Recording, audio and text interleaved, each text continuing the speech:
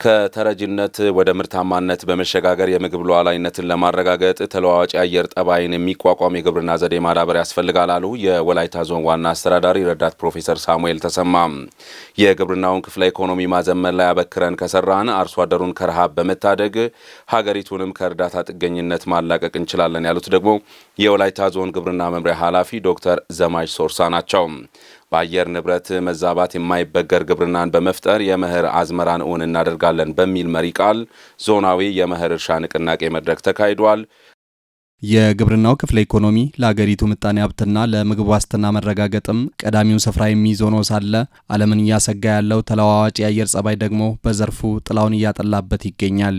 በቅርቡ እንኳ ባጋጠመን የአየር መዛባት ምክንያት በወላይታ ዞን በበልግ እርሻ ወቅት የተዘሩ ሰብሎች መውደማቸው ለዚህ አንዱ ማሳያ ነው። ታዲያ የዞኑ ግብርና መምሪያ ባካሄደው የመኸር እርሻ ንቅናቄ መድረክ ላይ ለግብርናው ክፍለ ኢኮኖሚ አጽንኦት የሰጡት የወላይታ ዞን ዋና አስተዳዳሪ ረዳት ፕሮፌሰር ሳሙኤል ተሰማ ከተረጅነት አስተሳሰብ ወጥተን የምግብ ሉዓላዊነት ለማረጋገጥ ግብርናን ማዘመን አማራጭ የሌለው ጉዳይ እንደሆነ ተናግረዋል። በተለይም ለአየር ንብረት ለውጥ የማይበገር ጠንካራ የግብርና አስተራረስ ዘይቤ መዘርጋት የዘንድሮ የመኸር ንቅናቄ ዋነኛ ግብ መሆኑንም በማስገንዘብ የምግብ ሉዓላዊነት ለማረጋገጥ በሚደረገው ጥረት ላይ በተለይ ከተረጅነት ወደ ምርታማነት በእርዳታ ላይ ጥገኛ የሆነ አገር ለተለያዩ ሉዓላዊነቶች መጣስ የተጋለጠ ስለሆነ የሚያስፈልገን ሀብት የመሰብሰብ እህል የመሰብሰብ ሌሎችን ተረጂዎችን የመለየት ስራዎችን ሰርተን ከእርዳታ ነፃ የሆነ ኢትዮጵያን ለመገንባት የሚደረገው ጥረት ላይ የወላይታ አስተዋጽኦ ምንድነው የሚለው ነገር በዝርዝር ተነጋግረን በራስ አቅም መመገብ እንድንችል ይሄን ግብርናችን ማዘመን ለወላይታ ባይዘው ከምንም ጋር የማይወዳደር ነገር ቢኖር ግብርና ላይ ትኩረት አድርገን አምቅ አቅማችን እሱ ስለሆነ ሰርተን ቀይረን የአርሶ አደሩ ህይወት ተቀይሮ ማየት እንፈልጋለን። ለዚህ የሁላችንም ኃላፊነት እጅግ በጣም ከፍ ያለ ነው። ሁላችንም ስራችንን በደንብ በሚገባ ከሰራን ይሄ የሚባሉ ችግሮችን ፈተን ለአየር ንብረት ለውጥ የማይበገር ግብርና መገንባት እንችላለን። የወላይታ ዞን ግብርና መምሪያ ኃላፊ ዶክተር ዘማች ሶርሳ እስካሁን ስንከተል የነበረው የአየር ንብረት ለውጥ መቋቋም የማይችል ግብርና እንደነበር በመጠቆም ከዚህ የተነሳ የተፈለገውን የኃይል ምርት ማግኘት ተስኖን ስለቆየ ግብርናውን ማዘመን የሁላችንም የህልውና ጉዳይ ሊሆን ይገባል ብለዋል። ለአየር ንብረት ለውጥ የማይበገር ግብርና ከመፍጠር ጋር ተያይዞ ሲባል እጥረት ሲያጋጥምም ብዛት ሲያጋጥምም ግብርናችን ህዝባችን ሊመግብ የሚችል ግብርናችን ከብቶቻችን ሊመግብ የሚችል በሚሆን መልኩ ነው አመራሩ መምራት አለበት።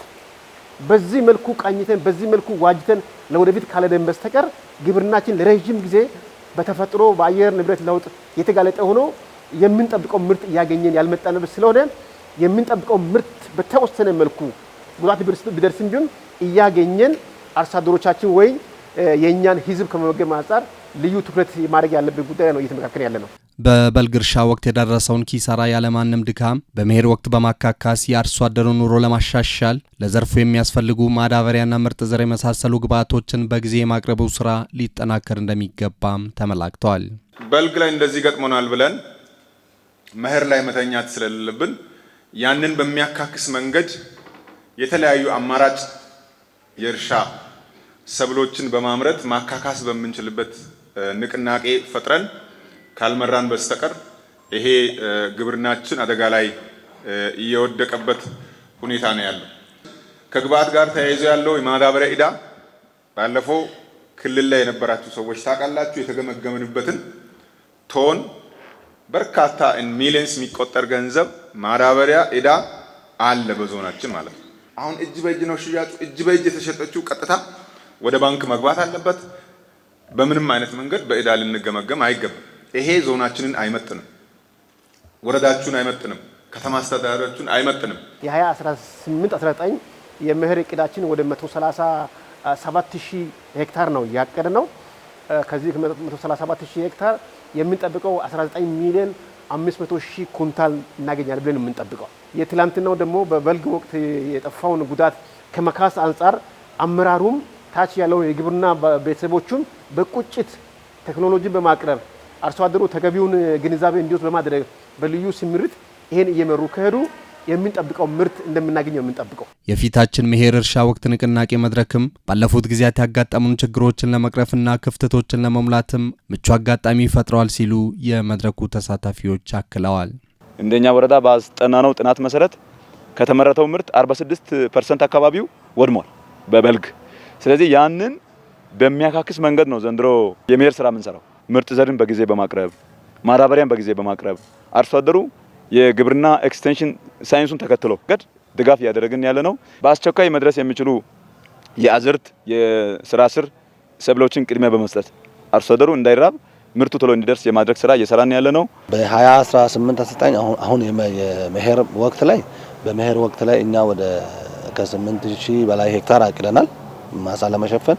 ይህንን ሄክታር ቶሎ በሚደርሱ ሰብሎች የመሸፈን ስራ መስራት አሁን ያለውን የአየር ሁኔታ ተጠቅመን ወደፊት ሊከሰት የሚለው የአየር ማዛባት ጋር የሚመጣውንም ሁኔታ ለማቋቋም በሚያስችል ልክ ከህብረተሰቡ ጋር ከአርሶ አደሩ ጋር ተወያይተን ባለድርሻ አካላትን ሁሉ አሳትፈን የመኸር ስራ ለመስራት እቅድ ይዘን እየተነሳን ያለንበት ሁኔታ አለ። በበልግ ወቅት የነበሩ ችግሮችን ማረም በሚያስችል ደረጃ ደግሞ የመኸር ስራችን ማከናወን አለብን ብለን እየተንቀሳቀሰን ያለ ነው። ከዚህ አኳያ ከወረዳችን ተጨባጭ ሲታይ ወደ 1072 ሄክታር ከተዘራው በቆሎ ኦልሞስት 50% ነው በበልግ ወቅት በዝናብ እጥረት ምክንያት የተጎዳው።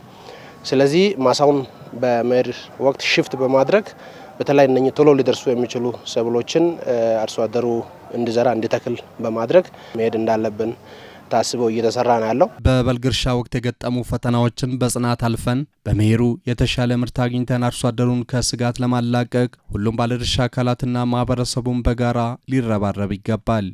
ታሪካዊ እሴቶችን እንዳይረሳ የሚያግዝ ካዎ የተሰኘ ሎጅ በወላይታ ሶዶ ከተማ ዳሞታ ተራራ ግርጌ እየተገነባ ነው። በዳሞታ ተራራ መውጫና መግቢያ ላይ እየተገነባ ያለው ሎጁ የወላይታ ባህላዊ ትውፊቶችና ቅርሶችን አሟልቶ የያዘ ለጎብኚዎች ምቹ ማረፊያ እንደሚሆን ታምኖበታል። የዚህ ካዎ ሎጅ ግንባታ ሂደትና ዓላማውን አስመልክቶ ሪፖርተራችን ሴፉ ሳሙኤል ያዘጋጀውን ጥንቅር አቤኔዘር አበራ እንደሚከተለው ያቀርበዋል።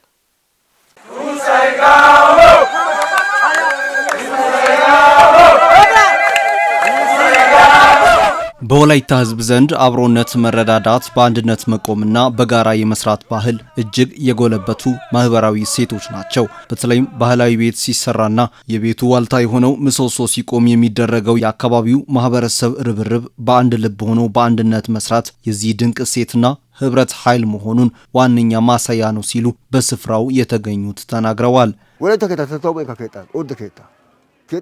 የወላይታ ባህላዊ ቤት እኔም ሰርቼ እኖር ነበር። በቅርቡ ነው ወደ ቆርቆሮ ቤት የቀየርኩት። በበጋ ይቀዘቅዛል፣ በክረምት ደግሞ ይሞቃል። ከዘመናዊ ቤት ይልቅ ይመች ነበር። ጊዜው ነው የከለከለን።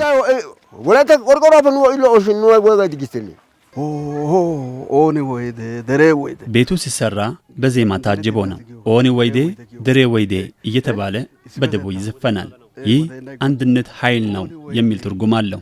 በአንድ ልብ ሆኖ ያንን ትልቁ ምሰሶ እንጨት ከምንም ሳይቆጥሩ በቀላሉ እየጎተቱ እስከ ደጅ ያመጣሉ።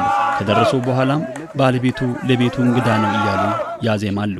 ምክንያቱም ይህንን ቤት ህዝቡ ኃላፊነት ወስዶ ሰርቶ ስለሚያስረክብ ነው። አሁን ቀረ እንጂ ድሮ በአባቶች ጊዜ ሀገር በቀል እንጨቶችን ነበር ለምሰሶ የሚያዘጋጁ።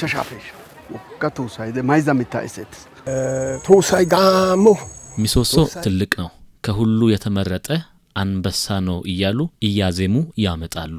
ይህ ኃይል እንዲመጣና በአንድ ጊዜ በአንድ ጉልበት ለመጎተት እንዲችሉ ምልክት የሚሰጥ ነው። እደጅ ሲያደርሱ እንግዳ ደረሰ ይላሉ። ምናልባት ይህ የድሮ አንድነት የሚመለስ ይመስላል። እየጠፉ ያሉ ባህላዊ ቤቶችን መልሶ መስራት መቻል መልካም እሴቶችን ለመመለስ የሚደረግ ተጋድሎ በመሆኑ ደስተኛ አድርጎናል ሲሉም የአካባቢው አባቶች አክለዋል። ይህ ጅማሮ ጥሩ ምልክት ነው። እግዚአብሔር እድሜና ጤና ከሰጠን ብዙ እናያለን። ከፊት ለፊት መልካም ነገር እየመጣ ነውና ደስ ይለናል። ይህ ቤት እየቀረ የሄደውን ባህላዊ ቤትን እንድናስታውስ የሚያደርግ ነው። ደግሞ እየተሰራ ያለው ዳሞታ ተራራ አካባቢ በመሆኑ ነባር ሀገር በቀል እንጨቶች የሚገኙበት ስለሆነ የሚመረጥ ነው። ስራው ሲያልቅ ደግሞ ጎበኞች መጥቶ የሚያዩበት ስፍራም ይሆናል። ይህ ባህላዊ ቤት ለመስራት ጥበብ ይጠይቃል። የአሁኑ ትውልድ ያንን የሚያውቅ አይመስለኝም። የአባቶች ጥበብ እስከዚህ ተሻግሮ መምጣቱ የድሮ አንድነት የሚመለስ ይመስለኛልና ሳየው ያስደስተኛል። በወላይታ 4 አይነት ባህላዊ ቤቶች የሚሰሩ ሲሆን ጉላንታ፣ ሜሿ፣ ቡራሪያና ዙፋ ተጠቃሾች ሲሆኑ ሌማ ባህላዊ ቤት ደግሞ ቅርስን ለማቆየት ተብሎ በቅይጥ እየተሰራ ነው። ይህ ቅርስን ለማቆየት ተብሎ የተወሰደና ዘመናዊን ከባህላዊ ጋር ለማስታረቅ የተሞከረ ነው ያሉት ደግሞ የሎጁ ባለቤቶች ናቸው። የወላይታ ባህላዊ ቤት አሰራሮች አሉ ኢንዲጂነስ የሆኑ። አሁን እኛ እየሰራን ያለነው ሌሞ ነው። ሌሞ የባህላዊ ቢሆንም ግን ኢንዲጂነስ አይደለም። ግን ይሄን ስናደርግ የራሳችን አላማ አለ። ሌሞ ሲሆን ታችኛውን ሌሞ የሆነው እንጂ ጣሪያው፣ ዛንዲዳው፣ ካራው፣ ቱሳው ቱባ ባህሉ ነው። ነገር ግን እኛ የግድግዳውን ፓርቱን ሌሞ ያደርግንበት የራሳችን ምክንያት ስላለን ነው። ያ ምንድነው ቅርስ ከማቆየት አንፃር አሁን ሙሉ ሳር ካረግነው የቆይታ የእድሜው ብዙን ጊዜ ታሪካዊ ቅርስ ሆኖ እንዲቀጥል የማድረጉ ነገር ሳስቴን ለማድረግ ነው። ፕላስ ደግሞ እኛ የምንሰራው ኢኮ ፍሬንድሊ ነው። የወላይታ ባህል ቤቶች ብዙ ናቸው። ከነሱ ውስጥ ይሄኛው በዚህ መልኩ እንዲሰራ መርጠን ነው። ይሄ ዳሞታ አካባቢ እንደመሰራቱ መጠን ከዳሞታ የሚመጡ ግብአቶችን ተጠቅመን ቀርከሃ ከዛ ነው የሚገኘው፣ ከዚሁ ነው የሚገኘው። እነሱን ተጠቅመን ጌጣጌጦችን እያሰራን ነው። ባለሙያዎች አሉ። በቀርከሃ ነው የሚታወቁት አካባቢ ያሉ ብዙ ሰራተኞች የነሱንም ሞያ እዚህ እያሳየን እየሰራን ነው። ይህ በወላይታ ሶዶ ከተማ አስተዳደር ዳሞታ ተራራ መወጣጫ ደረጃ መግቢያ ላይ እየተሰራ ያለውን ዳሞታ ካዎሎጅ ሙሉ በሙሉ ተሰርቶ ሲያልቅ ለአካባቢው ልዩ ገጽታ ከመፍጠሩ ባሻገር ለዘርፉ ብዙ አገልግሎት የሚሰጥ ነው ተብሏል። በህዝቦች ዘንድ ስር የሰደደ ታሪካዊ ቁርሾን በማስወገድ የጋራ መግባባት ለመፍጠር የታለመው ሀገራዊ ምክክር ኢትዮጵያውያንን ወደ አዲስ ምዕራፍ እንደሚያሸጋግር ይታመናል። የሀሳብ ልዩነቶችን በጠረጴዛ ዙሪያ ለመፍታት የሚያግዘው ይህ ምክክር የነገውን ዛሬ ላይ ለመወሰን የተወጠነ ታላቅ ሀገራዊ ጉዞም ነው። ታዲያ አሁን ላይ ሀገራችን እያካሄደች ያለችው ሀገራዊ ምክክር በምሁራኑ አንደበት እንዴት ይገለጻል? መስከረም ጌታቸው ካዘጋጀችው ዘገባ ምላሹን ሰምተን እንመለስ። ሀገራዊ ምክክር በህዝቦች ዘንድ የሚፈጠር ታሪካዊ ቅራኔዎችን በመፍታት ጥላቻን አስወግዶ አብሮነትን የሚያጸና የፖለቲካ ስርዓት ለመገንባት የሚያስችል ቁልፍ መሳሪያም ነው። ይህ ሂደት የሁሉም ዜጎች ድምጽ እንዲሰማ በማድረግ በተለይም የተገለሉ ወገኖች እኩል የመናገር መብት እንዲያገኙ በማስቻል ረገድ ያለው ፋይዳ እጅግ የጎላ ነው። በዚህም የጋራ መግባባትን በመፍጠር የለውጥና የሽግግር ወቅት መሰረት ይጥላል ይላሉ ምሁራን። የሚያመሳስሉ ነገሮች እንዳሉ ሁሉ በርካታ የሚያለያዩ ነገሮችም ያሉባት ሀገር ናት። በሰላም ደግሞ ተቻችሎ የመኖር እሴቶች እንዳሉ ሆኖ የተለያዩ ምክንያቶችን መነሻ ያደረጉ ግጭቶችም አለመግባባቶችም ያሉባት ሀገር ናትና እነዚህ በተለይ የቆዩ ግጭቶችን ከመፍታት አንጻር ፋይዳው እጅግ በጣም ከፍ ያለ ነው የሚሆነው። ለዘመናት ሲንከባለል የመጣውን የፖለቲካ አለመረጋጋት፣ የግጭት መንስኤዎችን፣ ህዝብ ለህዝብ ያሉ ቅራኔዎችን፣ የታሪክ ትርክት ልዩነቶችን በአጠቃላይ ሰላማዊ በሆነ መንገድ ለአንድና ለመጨረሻ ጊዜ ሊፈታ ይችላል ብዬ አስባለሁ። እንዲህ አይነት ሂደቶች በሌሎች ሀገራትም ተሞክረው እንደ ደቡብ አፍሪካ ያሉ ሀገራት በታሪካዊው የእውነትና እርቅ ኮሚሽን አማካኝነት ወደ ሰላም ሲሻገሩ፣ በተቃራኒው እንደ የመን ያሉት ደግሞ ምክክሩን አካታች ባለማድረጋቸውና የውሳኔዎቹን አፈጻጸም ባለመከታተላቸው ወደ አዲስ ቀውስ አምርተዋል። ይህ ለእኛ ትልቅ ትምህርት ነው። የደቡብ አፍሪካ ብናነሳ በ1990ዎቹ መጀመሪያ አካባቢ ላይ በተለይ ከአፓርታይድ ሲስተም ወጥቶ ወደ ዲሞክራሲ ስርዓት ለመሸጋገር እንቅስቃሴ ሲያደርጉ ችግሮች ነበሩ። ስለዚህ መጀመሪያ ያዘጋጁት ምንድነው? ሀገራዊ ምክክር ሂደት ነው። በዛ ሂደት ላይ የመጡ ለውጦች አሉ። የደረሱ ደግሞ እንቅፋቶችም ነበሩ፣ ቻሌንጆች ነበሩ። በተለይ የደቡብ አፍሪካ ለኢትዮጵያ እጅግ በጣም ሊጠቅም ይችላል። በአንዳንድ ነገሮች ላይ ከነሱ መማር ያለብን ምንድነው? አንደኛ ወደ ምክክር ስንመጣ ከምክክሩ በኋላ አንደኛ በቀል አያስፈልግም። የየመን ብናነሳ የመን 2013-14 እንደ ኢሮፒያን አቆጣጠር እጅግ በጣም በሂደት ላይ እጅግ በጣም ጥሩ የነበረ ሀገራዊ ምክክር ሂደት አካሂደው ነበር። ጅምር ላይ ጥሩ የነበረ ቢሆንም መጨረሻ ላይ ወደ ግጭት ነው የመራው። ስለዚህ አንደኛ መተማመን ያስፈልጋል። ሁለተኛ ከንጹህ ልቦና ነው መነሳት ያለብን። አንዱን ለመጉዳት አንዱን ለማራቅ ለማዳከም ሳይሆን ሀገራዊ አንድነትን ለማጠናከር ሀገራዊ መግባባትን ለመፍጠር ጠንካራ ሀገር መንግስት ለመገንባት ከሆነ ግን ሊሳካ ይችላል ብዬ አስባለሁ። ታዲያ አሁን እየተካሄደ ካለው ሀገራዊ ምክክር ምን እንጠብቃለን? እርግጥ ነው ሁሉም ፍላጎቶች በአንድ ጀንበር ላይሟሉ ይችላሉ። ሆኖም ግን ተአማኒነት ያለው የጋራ ፍኖተ ካርታ መዘርጋት የጦርነትና የግጭት ፖለቲካን ወደ ሰላማዊ የሀሳብ ፍልሚያ ማሸጋገር ቀዳሚው የሚጠበቅም ውጤት ነው። ከዚህ ምክክር እኔ ማስበው በኢትዮጵያ ታሪክ እንግዲህ የኢትዮጵያ ታሪክ አብዛኛው የኢትዮጵያ ታሪክ ወደ ኋላ ስናስብም ስንማርም ስናነብም አብዛኛው የጦርነት ታሪክ ነው። ለዘመናት ሲንከባለል የመጣው የህዝብ ጥያቄ ሆኖ የመጣው አንዳንዴ ተከድኖም አንዳንዴ ተሸፍኖም አንዳንዴ ደግሞ ጆሮ ባለመሰጠትም የቆዩ ጥያቄዎች ይመለሳሉ ብዬ አስባለሁ። የኢትዮጵያ ጉዳይ የጋራ ጉዳይ ነው። ያንተ ችግር የኔ ችግር ነው፣ ያንቺ ችግር የኔ ችግር ነው በማለት የችግር ምንጮችን ከነመነሻው ከነምክንያቶቹ አንስቶ መወያየት መቻል አለባቸው። የአንዱን ግለሰብ ወይም የአንድ ህዝብ ብቻ መድረክ ላይ በማንጸባረቅ የሚመለስበት መድረክ ሊሆን አይገባም። እንደገና ደግሞ መፍተውንም በጋራ አብጅተን የጋራ ህጎችንም አውጥተን ዘላቂ ሰላም ዘላቂ ልማት ሀገራችን ላይ እንዲሰፍን ማድረግ ይጠበቅብናል። ይህ ምክክር ከዛሬው ቁስል መፈወስ ባለፈ ለቀጣዩ ትውልድ የሚተወው ታላቅ የውርስ ቅርስም አለው። ልዩነቶችን በሀሳብ የበላይነት እንጂ በጉልበት ለመፍታት አለመሞከርን እንዲሁም የመደማመጥን ባህልም ያስተምራል። ከጦርነት ይልቅ ሰላም ይሻለናል። ከራብ ከችግር ይልቅ ልማት ይሻለናል። ስንመካከር ወደ አንድ ሀሳብ እንደርሳለን። አንድ ሀሳብ በምንደርስበት ጊዜ እንለማለን፣ እናድጋለን፣ እንቀየራለን፣ ከድህነት እንላቀቃለን።